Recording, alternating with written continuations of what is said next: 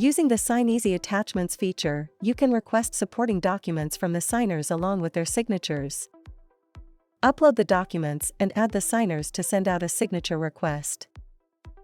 Above the signer's name field, you will see Request Attachments. Click it to collect any support documents. Enter the name of the attachment you are requesting in the Attachment Name field of the modal. Click on Request More Attachments to request additional documents. You can request up to 10 documents per person. If you want to make the attachment mandatory, toggle on the Required field.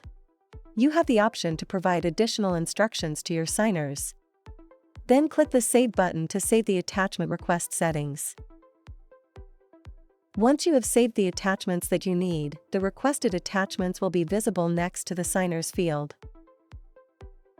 Similarly, you can add multiple signers and request attachments from each if needed. Once you add the signers, you can add fields for them and send a signature request. Once all the signers have completed signing the document, you can download the attachments and the signed copy. Go to your Completed section and click on Download. You will see a drop-down with options. Select the option to download the attachments. All the files will be downloaded as a zip file.